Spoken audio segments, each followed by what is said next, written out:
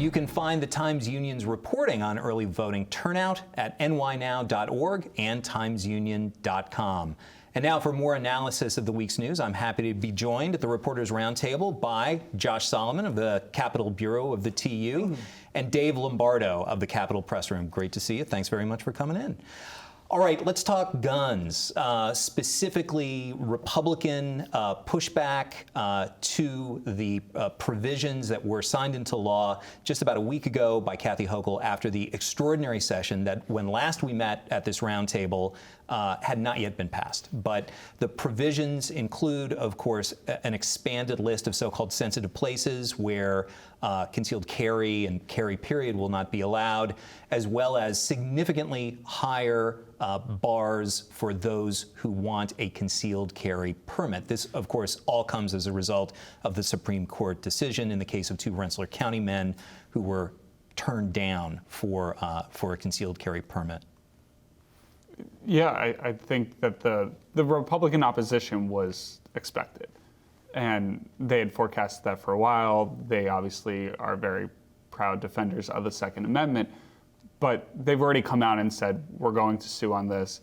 And the Republican Party chairman and the Conservative Party chairman on Thursday made their announcement that they're working on it.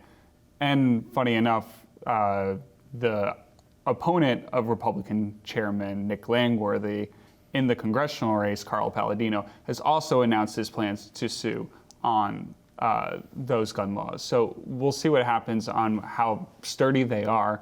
But Democrats have said that the reason it took so long to put it together was they were making sure they had a sturdy foundation.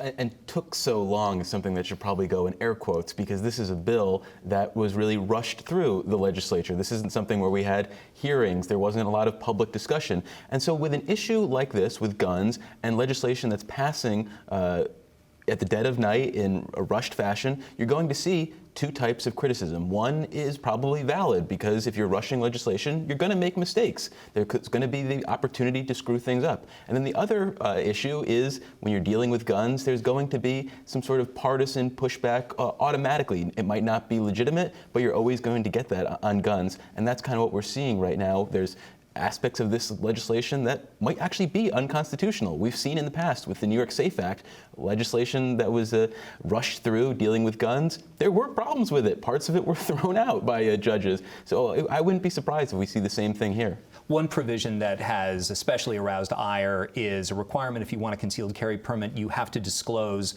all of your social media accounts. And that's something that is definitely of concern to Second Amendment adherents. It's of concern to other people on First Amendment grounds as well. But I think where that was born out of was with the Buffalo shooter and the long trail. And when we see these mass shootings, they often say, well, he posted it on his social media. How could you have not known? So that appears to be what the intent was. But nonetheless, people are, lawmakers, Second Amendment, First Amendment folks are concerned about what that means if you have to turn over your social media.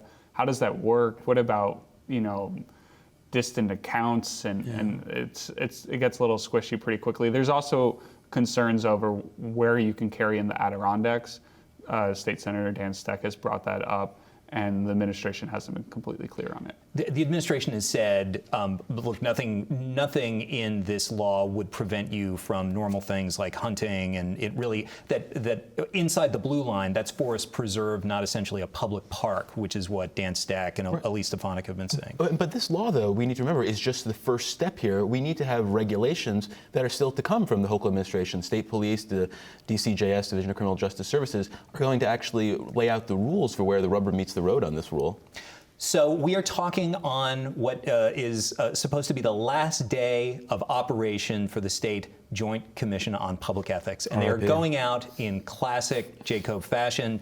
On Thursday, they voted 10-1 with Governor Cuomo's former Governor Cuomo's last appointee to the panel, voting in opposition to the release of a report that was prepared by an outside law firm looking at how Jacob approved the governor's book deal, his second book deal, on his COVID memoir. What, Dave, did it reveal about that process? Well, if you are to believe this report, which I find it questionable, because this report lays out a version of an administration that bullies people to get its way, and a ethics watchdog that doesn't have enough of a spine to stand up to said administration. So, I mean, Casey, I think we need to take this with a grain of salt. I'm not so sure I'm ready to buy all this. Dave, you're speaking with tongue in cheek. The report seriously sort of suggests that Jay Cope's staff essentially worked almost as a kind of credulous organ of the executive chamber in the approval, that they didn't ask enough questions about. Rushed it through. Yes, yeah, exactly. I mean, it's what we've expected from Jay Cope during its 10 years, 11 years of existence, that this was not an autonomous ethics watchdog, that it was here to basically rubber stamp the wishes of its, I guess, benefactors, the people who appointed it, and that it would go after people who were out of political favor or had no political power in Albany. And the real question now moving forward is, with this new body that's going to replace Jay Cope, is this going to be something that will stand up to the administration? Does it have any sort of autonomy? That's what we'll have to see moving forward. All right, R.I.P. Jay Cope. All right, one last issue.